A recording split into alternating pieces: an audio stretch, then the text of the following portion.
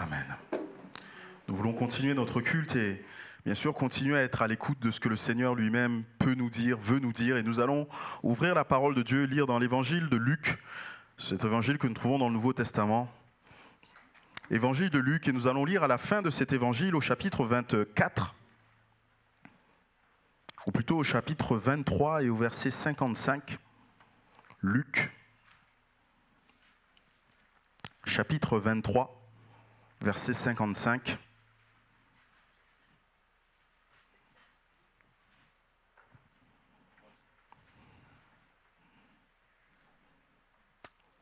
Nous lisons ensemble.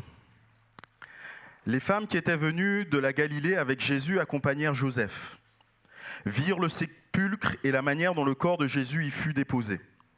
Et s'en étant retournées, elles préparèrent des aromates et des parfums. Puis, elles se reposèrent le jour du sabbat selon la loi. Le premier jour de la semaine, elles se rendirent au sépulcre de grand matin, portant des aromates qu'elles avaient préparés. Elles trouvèrent que la pierre avait été roulée devant le sépulcre. Et étant entrées, elles ne trouvèrent pas le corps du Seigneur Jésus.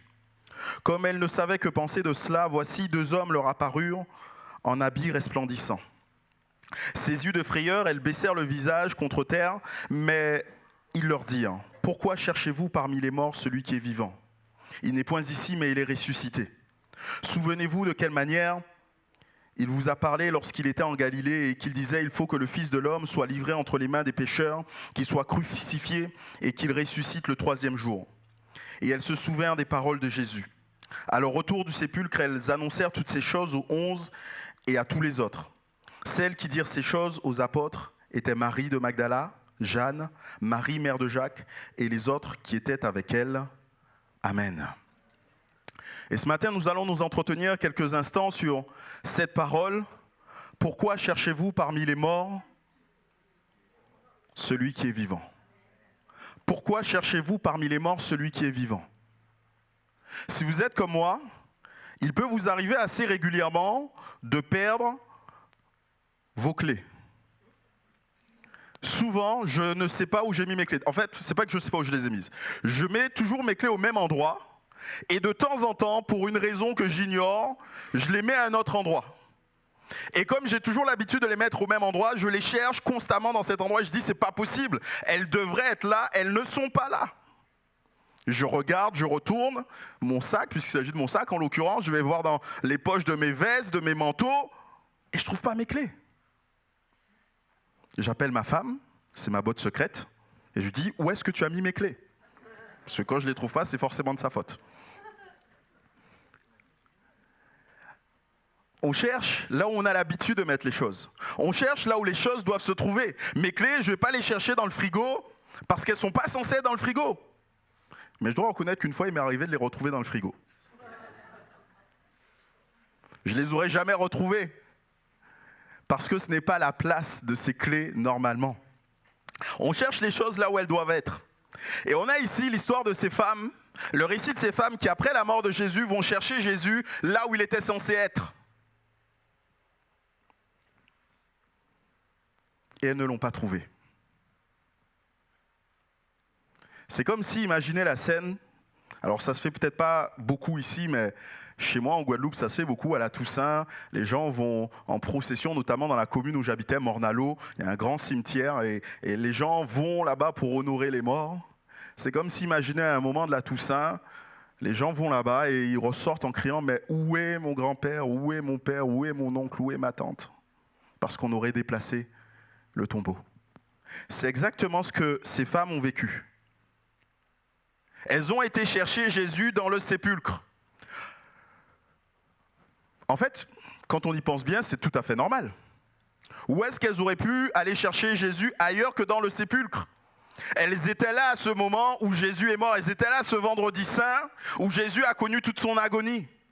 Elles ont vu Jésus, elles ont assisté, elles ont entendu les paroles de Jésus. Elles étaient suffisamment proches pour que Jésus puisse dire un moment à sa mère : « Mère, voici ton fils, fils, voici ta mère. » Elles étaient suffisamment proches pour voir Jésus rendre son dernier souffle.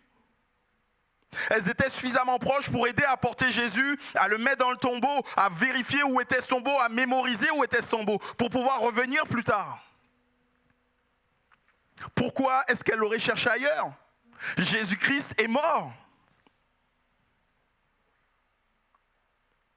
Mais cette attitude qu'elles ont ne fait que démontrer une chose. C'est qu'elles n'avaient pas compris qui était Jésus. Chercher Jésus dans le tombeau, chercher Jésus parmi les morts, démontre qu'on n'a pas compris qui est Jésus. Cela démontre une méconnaissance de la personne de Jésus-Christ. Et vous savez quoi? Je pense que nous faisons, nous aussi, bien souvent cela, de manière involontaire, mais nous pouvons le faire. On peut chercher Jésus et regarder Jésus simplement comme un homme qui serait un homme historique. Et c'est vrai, les chercheurs, les scientifiques, les historiens reconnaissent qu'il y a un homme qui a vécu au 1er siècle de notre ère en Samarie, en Judée, dans le pays d'Israël, qui s'appelait Jésus. Il y a des écrits en dehors de la Bible où des personnes mentionnent Jésus et ses disciples. D'ailleurs, on calcule les dates, on est en 2023.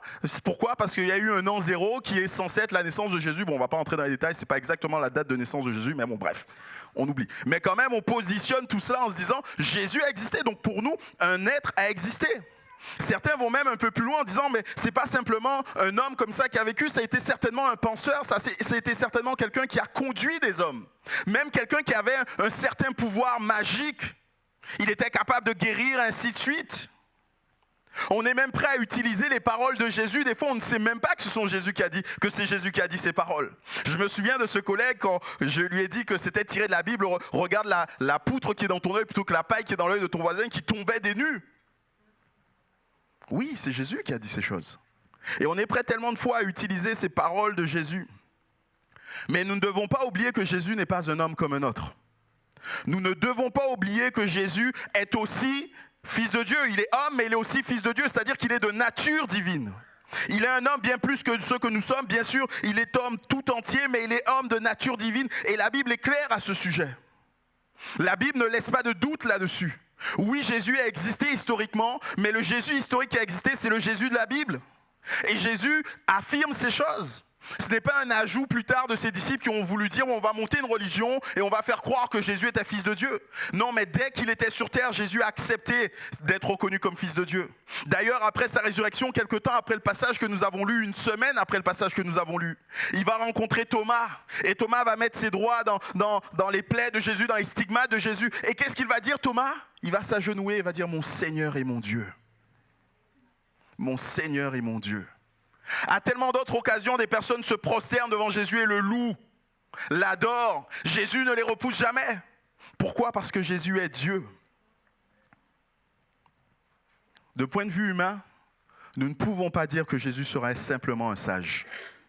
Et certains s'évertuent à ça et certains même se bercent de cette illusion. Et j'aime beaucoup cette citation de C.S. Lewis, un des auteurs du Monde de Narnia, qui dit ceci. Je cherche ici à empêcher quiconque de prononcer cette affirmation véritablement insensée qu'on avance souvent au sujet de Jésus. Et cette affirmation, quelle est-elle? C'est celle-ci. Je suis prêt à voir en Jésus un éminent maître de morale, mais je rejette sa propension à Dieu, sa prétention à Dieu. C'est la chose à ne pas dire, dit-il. Un homme qui n'étant qu'un homme tiendrait les propos que tenait Jésus ne serait pas un grand professeur de morale, ce serait un fou. À l'image de quelqu'un qui affirmerait être un œuf poché, ce serait un démon de l'enfer. Il nous faut choisir, ou bien cet homme était et reste le Fils de Dieu, ou bien il ne fut rien d'autre qu'un aliéné, ou pire encore. Soit vous enfermez ce fou, vous lui crachez au visage, soit au contraire, vous vous jetez à ses pieds, vous l'appelez Seigneur et Dieu. Mais n'accordons aucun crédit à cette absurdité condescendante, à savoir qu'il serait un grand maître. Il ne nous a pas laissé cette possibilité, il n'en avait pas l'intention. Jésus n'est pas simplement un homme. Jésus n'est pas simplement un personnage historique. Jésus est le Fils de Dieu. Et si on ne cherche qu'un homme, on passera à côté de Jésus.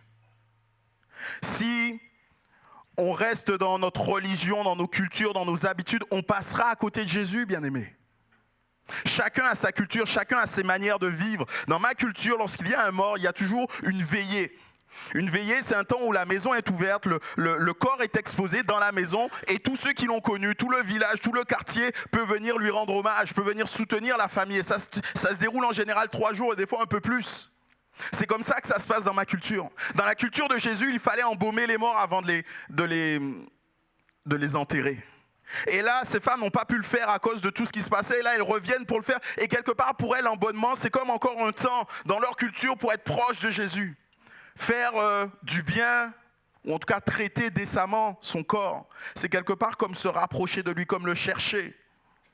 Et elles viennent avec cette intention. À cause de leur culture, elles viennent avec cette intention de vouloir s'approcher de Jésus. Mais pourquoi cherchez-vous parmi les morts celui qui est vivant ? La religion, les moyens des hommes sont toujours celles qui vont nous pousser à chercher un moyen de s'approcher du divin. On est conscient qu'il y a quelque chose de plus grand que nous. On est conscient qu'il y a un Dieu qui est au-dessus de nous. On va édicter des règles, on va édicter des interdits, des obligations pour nous donner un chemin pour aller jusqu'à là. Mais rien de ce qu'on est capable de dire ne pourra nous amener jusqu'à Dieu. Rien de ce qu'on sera capable de penser ne nous amènera jusqu'à Dieu. La Bible nous dit, et c'est Dieu qui parle, mais le ciel est bien plus haut que la terre. De même, mes voies sont au-dessus de vos voies et mes pensées au-dessus de vos pensées. Comment est-ce que vous pensez qu'on pourra accéder à Dieu ? Nos pensées sont tellement petites comparées à lui. Comment est-ce que de nous-mêmes, on pourrait contacter Dieu ? Comment de nous-mêmes, on pourrait sortir de notre condition et aller jusqu'au Seigneur alors qu'on n'a pas été capable d'aller plus loin que la lune ? Et le Seigneur est celui qui tient le monde entier dans sa main. Comment est-ce qu'on pourra accéder à celui qui est tellement plus loin que la lune ? Nous n'en avons pas les moyens. C'est Jésus lui-même qui vient au contact des hommes. C'est Dieu lui-même en la personne de Jésus qui vient au contact des hommes. Il vient pour nous montrer le chemin. C'est le seul qui est capable de nous montrer le chemin. Il est le chemin, la vérité et la vie. Il n'est pas un des chemins possibles. Il n'est pas une des options qu'on pourrait faire. Il est le chemin. Et ça vous paraît peut-être un peu excessif, un peu exclusif, et de se dire, mais pourquoi ? Mais c'est tout simplement logique. Le seul qui est venu du ciel jusqu'à la terre est le seul qui est capable de nous montrer le chemin de la terre vers le ciel. Parce que personne d'autre n'a fait ce chemin, personne d'autre ne peut nous dire comment le faire. Et donc quand il dit « je suis le chemin », c'est juste pour dire « mais c'est normal, on ne peut pas, personne ne peut ». Les religions ne pourront pas vous permettre d'aller jusqu'à Dieu. Les philosophies, les pensées humaines ne pourront pas vous permettre d'aller jusqu'à Dieu. Ce qui nous permet d'aller jusqu'à Dieu, c'est Jésus-Christ, le chemin. Et il nous faut choisir ce chemin. Il nous faut encore chercher ce chemin là où il se trouve. On peut aussi chercher ou voir en Jésus présent uniquement dans certains lieux. Vous savez, dans l'Ancienne Alliance, Dieu se révélait à un seul endroit. Et on pourrait penser comme ça encore que Dieu ne peut se révéler qu'à certains endroits, que Dieu ne peut manifester sa personne qu'en un seul endroit et chercher cet endroit avec volonté, avec conviction. On pourrait penser que Jérusalem, Israël, quel lieu saint. D'ailleurs, Jésus lui-même a aimé cette ville de Jérusalem. Jésus lui-même a aimé ce pays d'Israël. Peu de temps avant sa mort, alors qu'il est en train de venir et qu'il voit cette ville au loin, voilà ce qu'il dit. Quand il approcha de la ville et la vit, Jésus pleura sur elle. Jésus pleure sur cette ville qu'il aime. Et on pourrait se dire, mais ça c'est la ville, ça c'est le Dieu, ça c'est l'endroit où Dieu veut. Mais vous devez comprendre que ce qui prime pour Dieu, ce n'est pas la géographie. C'est la foi. C'est-à-dire comment on répond à l'appel de Dieu, comment on répond à la révélation de Dieu. Voilà ce que Jésus dira à un certain moment. Malheur à toi, il adresse une malédiction à des villes. Malheur à toi, Chorazim, malheur à toi, Bethsaïda. Ce sont des villes qui se trouvent en Israël. On pourrait se dire, mais si ce sont des villes en Israël, elles sont bénies. Mais là, Jésus est en train de prononcer une malédiction. Malheur à toi, Chorazim, malheur à toi, Bethsaïda, car si les miracles accomplis au milieu de toi l'avaient été dans Tyr et Sidon, 2 autres villes qui sont complètement extérieures à Israël. Si les miracles qui avaient été accomplis au milieu de toi l'avaient été dans Tyr et Sidon, il y a longtemps que leurs habitants se seraient repentis, habillés d'un sac et assis sur la cendre. Habillés d'un sac et assis sur la cendre, c'est pour nous dire qu'ils sont repentants. Ce qui est important, ce n'est pas tant la géographie que la foi, la manière dont on répond à la révélation de Dieu. Chercher Dieu dans un lieu géographique n'a pas de sens. On pourrait penser que Mais cela n'a pas de sens. Il y avait un lieu en particulier, je le disais tout à l'heure, où Dieu se révélait de manière particulière comme peut-être aucun autre endroit sur cette terre. C'est Dieu qui avait donné ses instructions à Moïse, à Aaron et toutes ces choses. Et vous connaissez, ce lieu s'appelle le lieu très saint dans le temple. Il y avait le parvis, il y avait le lieu saint et il y avait le lieu très saint qui était caché par un voile et personne ne pouvait y rentrer sinon un homme, une fois par an, après s'être assuré de la purification de ses péchés. Et il pouvait pénétrer dans ce lieu et là, il avait la présence manifeste de Dieu. Mais vous savez ce qui s'est passé à la mort de Jésus ? Le voile du temple a été déchiré, nous dit la Bible. Alors que Jésus rend son dernier souffle, alors que Jésus est en train de dire « Mon Dieu, pourquoi m'as-tu abandonné ?» Le voile du temple est déchiré par le haut. C'est Dieu qui, du haut des cieux, déchire ce voile et dit que maintenant l'accès est ouvert. Il n'y a plus un seul endroit où on peut me rencontrer, mais bien plus, on peut me rencontrer partout. Et c'est là ce que Jésus disait déjà par anticipation à la femme samaritaine. Mais l'heure vient, et elle est déjà venue, où les vrais adorateurs adoreront le Père en esprit et en vérité.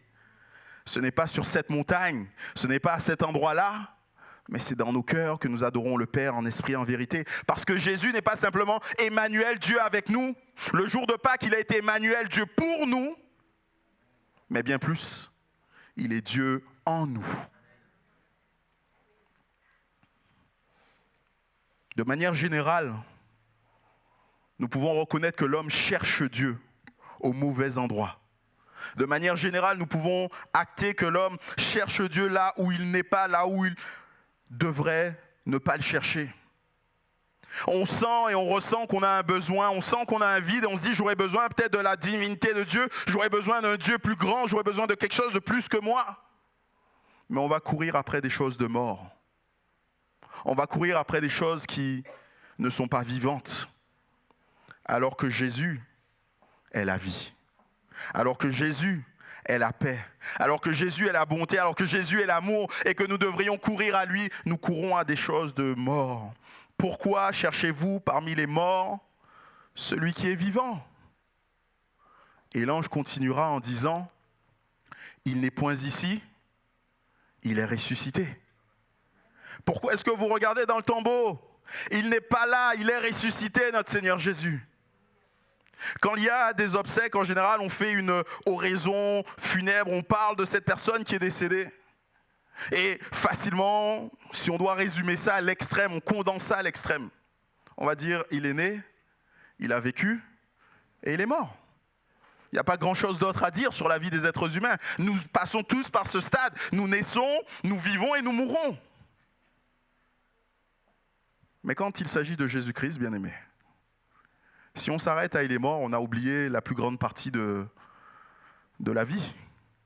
Il est né, il a vécu, il est mort, il est ressuscité et il vit pour l'éternité. Il est assis à la droite de Dieu le Père, il intercède pour les fidèles et on pourrait en rajouter encore et encore. Parce que notre Seigneur n'est pas resté dans la tombe, il est ressuscité. Il est ressuscité. Et voici le message si particulier de Pâques. La Pâques nous rappelle, oui, que Jésus-Christ est mort, mais qu'il est ressuscité. Et si nous ne comprenons pas l'intérêt ou le besoin de la résurrection, nous passons à côté du message de Pâques. Oui, nous avions besoin de la résurrection, et on avait besoin de la mort de Jésus, mais on avait besoin de cette résurrection. Il n'y a pas de résurrection s'il n'y a pas de mort. On ne peut pas comprendre la résurrection si on n'a pas compris la mort de Jésus. Et c'est pour ça que Jésus a pris le temps de leur expliquer.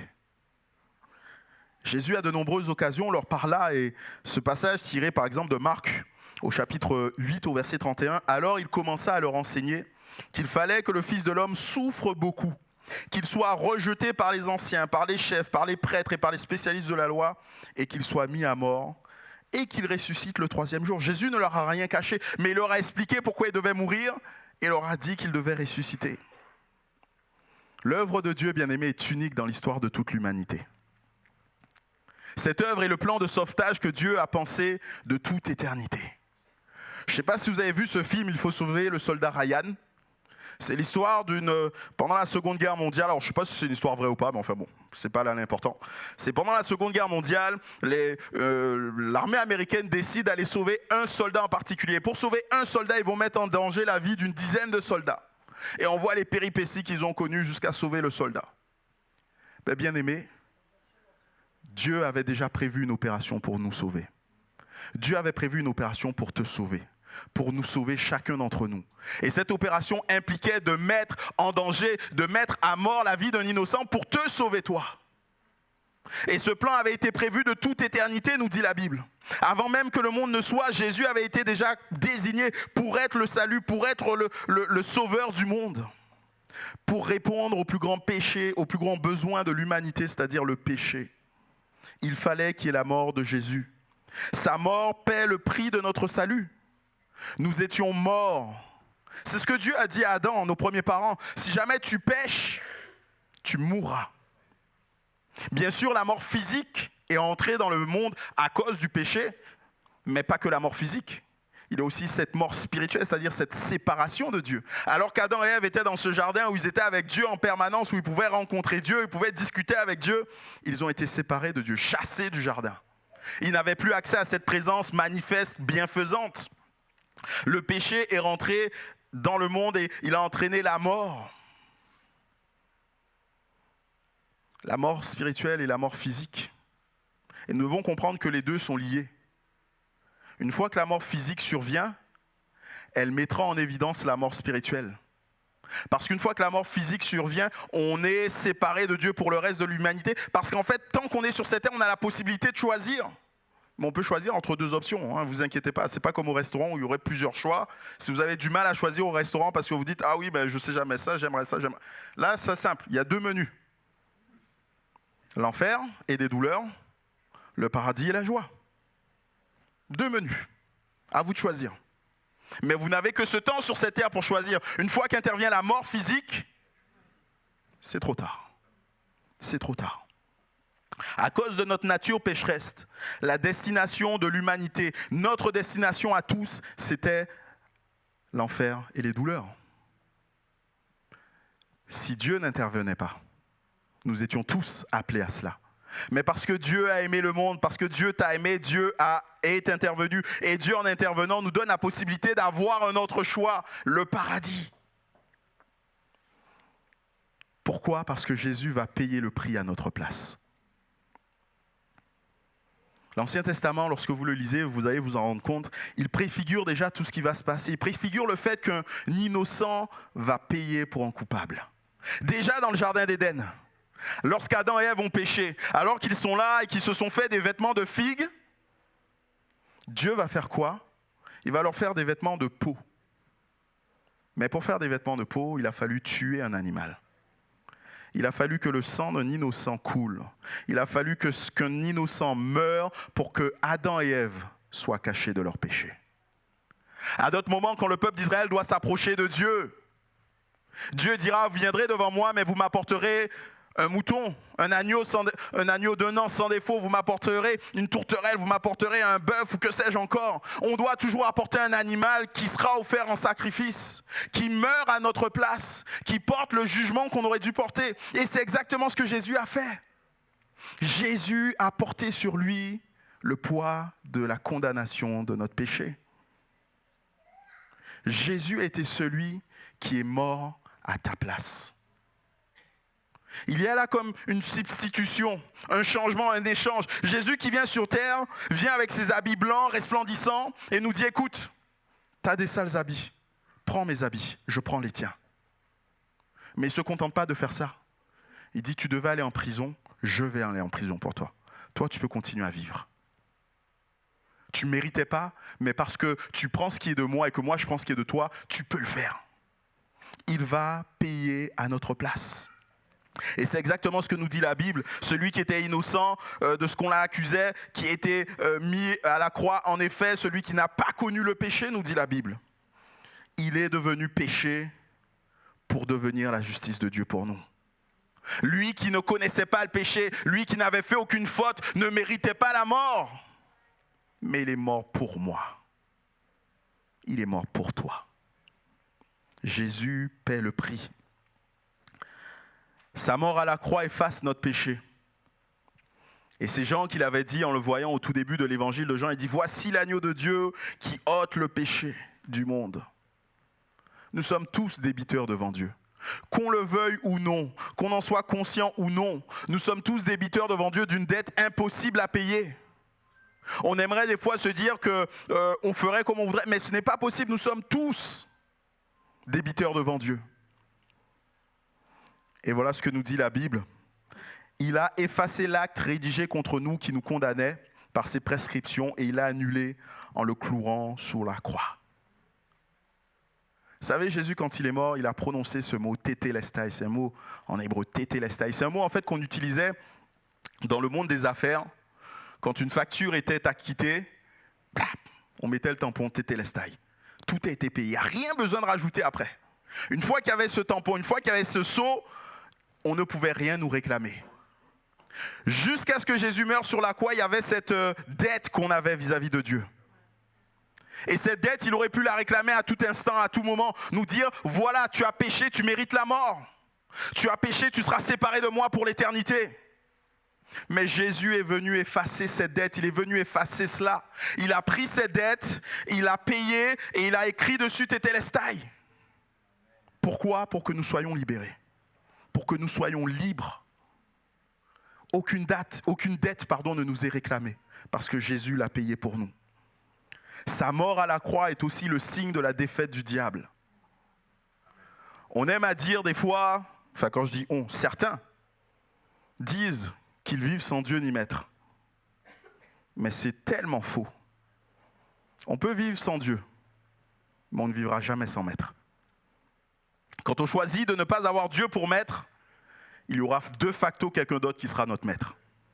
Et celui qui est notre maître, c'est celui qui a vaincu l'humanité, on peut le dire comme ça, depuis le Jardin d'Éden, c'est le diable. Il a attaché l'homme avec une chaîne de péché, il tient cette chaîne et il a du poids dans nos vies à cause du péché. Et quand on dit que Dieu n'est pas maître de nos vies, alors la chaîne, elle est tenue par le diable. Mais là aussi, la Bible est claire sur ce qui s'est produit à la croix. Il a ainsi dépouillé les dominations et les autorités et les a données publiquement en spectacle en triomphant d'elles par la croix. Là, ici, il est question de tout ce qui est autorité, tout ce qui est principauté, tout ce qui est manifestation démoniaque et spirituelle. Et toutes ces choses se sont produites au moment de la croix. Ce sont des choses qu'on n'a pas forcément vues physiquement, même si on voit que la nature a répondu à tout cela. Il a fait nuit. Il y a eu des tremblements de terre et tellement de choses. Et derrière tout cela, ce qui se produisait, c'était exactement ça. Jésus qui payait pour nous, Jésus qui nous libérait du maître qui avait usurpé une puissance sur nous qui était le diable. Il a vaincu et désarmé les esprits des ténèbres et les mauvais anges. Il a triomphé d'eux par la croix. Mais Jésus n'est pas le seul à mourir, vous le savez. Il y a eu déjà, lorsque Jésus est mort, il y a eu d'autres personnes qui sont mortes sur la croix en même temps que lui. Il y avait un brigand à sa droite, un brigand à sa gauche. Et si je ne me trompe pas, une centaine d'années après Jésus, il y a eu 6000 personnes qui ont été crucifiées. Vous avez sûrement dû entendre parler de cette histoire. Spartacus, la révolte des esclaves. Et il s'est passé quoi ? Il s'est passé que Spartacus, vous avez sûrement dû voir le film, ça vous a dû vous parler. Et ils se sont révoltés, quand ils ont fini par être vaincus, ils ont crucifié 6000 personnes sur la Via Appia, qui descend, qui part de Rome, qui va jusqu'à Capoue. 6000 personnes. Et Spartacus a été crucifié lui aussi. Mais qu'est-ce que ça a apporté aux gens qu'ils soient crucifiés et qu'ils meurent ? Oh, ça leur a apporté peut-être pendant quelques années un peu de bien-être parce qu'il était là, il les a défendus, il leur a permis de vivre autre chose, d'avoir ou d'entrevoir la liberté. Mais une fois qu'il est mort, ils sont restés avec des bons souvenirs et leurs yeux pour pleurer. Jésus n'est pas le seul à être mort sur une croix. Mais Jésus est le seul à être ressuscité. Jésus est le seul à être ressuscité. Pourquoi cherchez-vous parmi les morts celui qui est vivant ? Il n'est point ici, il est ressuscité. Et ça fait toute la différence. Paul dira, et si Christ n'est pas ressuscité, alors notre prédication est vide et notre foi aussi. Si on enlève la résurrection de Jésus-Christ, l'évangile ne tient plus. Mais gloire soit rendue à Dieu, on ne peut pas enlever la résurrection de Jésus-Christ. Cette résurrection est un fait qui a été attesté. Cette résurrection est un fait qui a été reporté par tellement d'interlocuteurs, par tellement de témoins. Et quand on dit des témoins, comprenez bien que ce ne sont pas des témoins qui s'attendaient à voir Jésus ressuscité. Les disciples, les femmes, elles vont faire quoi au temple, au sépulcre, pardon? Elles vont l'embaumer. On ne va pas embaumer quelqu'un de vivant. On va embaumer quelqu'un de mort. Pour eux, Jésus est mort. Les disciples ne le croient pas. Thomas lui-même dira, mais si je ne mets pas mes doigts dans ces stigmates, je ne croirai pas. Et il est obligé de revenir à la réalité, de se dire, mais mon Dieu est vraiment ressuscité. Mon Seigneur Jésus est vraiment ressuscité. Et nous en avons, et Dieu a voulu nous donner cette preuve pour démontrer qu'il est le Fils de Dieu. Voilà ce que nous dit Paul à l'Épître aux Romains. Je vous lis dans la version Semeur, chapitre 1er, versets 2 et 4. Cette bonne nouvelle, c'est que Dieu a promis il y a bien longtemps par ses prophètes, par les Saintes Écritures.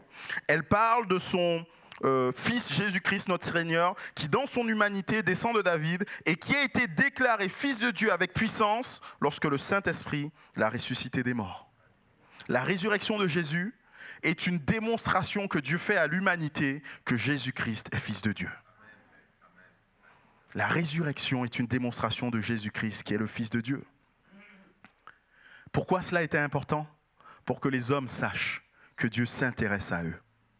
Pour que les hommes sachent que les paroles que Jésus a pu dire, ce qu'il a pu annoncer, Dieu est capable de l'accomplir et Dieu va l'accomplir. Mais aussi pour que les hommes sachent qu'un jour, Dieu jugera le monde. Toujours Paul qui parle, et il dit, car il a fixé un jour, il c'est Dieu, car Dieu a fixé un jour où il jugera le monde entier en toute justice par un homme qu'il a désigné pour cela, ce dont il a donné à tous une preuve certaine en le ressuscitant des morts. Dieu jugera un jour le monde. Il le jugera par rapport à Jésus-Christ. C'est pour ça que c'est Jésus qui sera le juge. C'est lui qui permettra de savoir ce qui est bon ou ce qui n'est pas bon. C'est lui qui permettra de savoir si on peut avoir cette vie abondante, cette vie éternelle que la Bible nous propose, ou si on aura la mort, comme Dieu l'a dit pour ceux qui ne sont pas en lui. Jésus est ressuscité. Jésus est ressuscité. Les femmes cherchent Jésus dans le tombeau parce qu'elles n'ont pas compris qui était Jésus, elles n'ont pas compris quelle était son œuvre. Elles n'ont pas compris qu'il est le Fils de Dieu, elles n'ont pas compris qu'il doit porter sur lui nos péchés, elles n'ont pas compris qui il est. Alors elles cherchent parmi le tombeau. Une mauvaise compréhension de Jésus, une mauvaise compréhension de qui il est, une mauvaise compréhension de son action va nous conduire à chercher Jésus au mauvais endroit. On va regarder dans l'histoire, on va regarder dans la religion, on va regarder dans les cultures ou que sais-je encore. Et on va passer à côté de ce Jésus qui est si merveilleux. On ne pourra pas le vivre. Mais comme les anges l'ont dit aux femmes, il est ressuscité. Et ce qui est beau, c'est qu'il n'y a pas d'explication, il n'y a pas tout ça. On ne peut pas expliquer ce qui est merveilleux, ce qui est un miracle de Dieu. Tout comme la naissance de Jésus ne nous est pas expliquée, nous est simplement dit, et il est dit à Marie, tu seras enceinte, le Saint-Esprit venant sur toi. Il nous est simplement dit, Jésus est ressuscité. Et nous ne pouvons le comprendre et le croire que par la puissance du Saint-Esprit. Cependant, s'il n'y a pas de détail qui est donné, il y a un détail quand même sur lequel je voudrais attirer votre attention. Sur le fait que la pierre ait été roulée. Pensez-vous que la pierre a été roulée pour Jésus, pour qu'il puisse sortir vivant? Non. Jésus n'avait pas besoin de ça. Quand vous lisez la suite des textes, vous vous rendez compte qu'il apparaît à des endroits où on ne s'attend pas à ce qu'il soit. Qu'il est capable de manger, de boire, et on est capable de le toucher, et hop, il disparaît. On est capable de le voir à certains moments alors qu'il s'élève dans les cieux, dans les nuées, il n'est plus retenu par la pesanteur de quoi que ce soit. Jésus n'avait pas besoin que la pierre soit ouverte pour pouvoir sortir. Il n'en avait aucun besoin. Ceux qui en avaient besoin, c'était les femmes. C'est elles qui avaient besoin de savoir que Jésus-Christ était ressuscité. La pierre restant devant, elles auraient pu se dire, mais notre Seigneur est de l'autre côté. Jésus, est-ce que tu es là?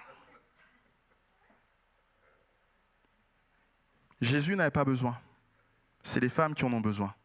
C'est nous qui en avons besoin. C'est toi qui en as besoin. Je pense que depuis Pâques, depuis ce jour de Pâques, Dieu ne cesse de rouler des pierres qui nous empêchent de réaliser, de comprendre que Jésus-Christ est ressuscité. Quelle est la pierre qui est là devant toi et qui t'empêche de comprendre que Jésus-Christ est ressuscité? Cette pierre n'empêche pas Jésus d'être ressuscité, mais cette pierre est là comme quelque chose qui empêche à ton regard de dire oui, Jésus-Christ est ressuscité. La culture, la religion, les habitudes, raisonnement humain. Toutes ces choses sont comme des pierres que Dieu veut rouler devant toi ce matin. Et une fois qu'elle est roulée, cette pierre, tu t'attends peut-être à voir Jésus. Mais qu'est-ce qu'elles ont vu, les femmes? Un tombeau vide. Elles n'ont pas vu Jésus en gloire, elles ont simplement vu un tombeau vide. Et devant ce tombeau vide, elles ont compris que ce que la Bible nous dit est vrai. Et pour toi, c'est la même chose. Tu t'attends peut-être à avoir une révélation lumineuse de Jésus. Jésus avec ses anges, avec des anges qui sont à gauche, à droite, avec les anges qui battent des ailes, la lumière, avec des gens qui jouent de la harpe. C'est pas tout ça. Tu seras juste devant une évidence. Ce que la Bible nous dit a été accompli. À toi de croire maintenant. Et je prie que tu fasses cette démarche de croire, de saisir, d'arrêter de chercher Jésus, celui qui est vivant, d'arrêter de le chercher parmi les morts. Mais de le vivre là où il est, vivant dans ton cœur. Et nous allons incliner nos têtes. Et nous allons le prier, tout simplement parce qu'il est vivant, Jésus. Il est vivant maintenant. Il est capable de se révéler à toi. Il est capable encore de pénétrer dans ton cœur. Je l'ai dit, ce n'est pas simplement Emmanuel, Dieu avec nous, c'est Dieu en nous. Et si tu veux accepter Jésus-Christ, si tu veux faire de lui encore ton sauveur, si tu veux saisir encore celui qui est vivant pour l'éternité et qu'il devienne ton maître, c'est le moment de l'inviter et de lui parler tout simplement dans ton cœur. Et moi, je prie aussi pour toi. Seigneur, on veut te remercier parce que, comme l'a dit l'ange et comme nous le lisons dans ta parole, tu es ressuscité. Et cette parole réchauffe nos cœurs. Cette parole même est le fondement de notre foi. Et alors que nous sommes là et que nous sommes en train de prier, tu vois et tu connais ceux qui peut-être se posent des questions te concernant, qui t'ont cherché de tout leur cœur, sincèrement, honnêtement, mais qui t'ont cherché de tellement mauvaise manière, au tellement mauvais endroit, qui peut-être te cherchent, mais gardent cette pierre-là roulée devant eux, gardent cette pierre qui n'est pas roulée devant eux, justement, leur empêchant de voir ce que toi, tu veux qu'ils voient.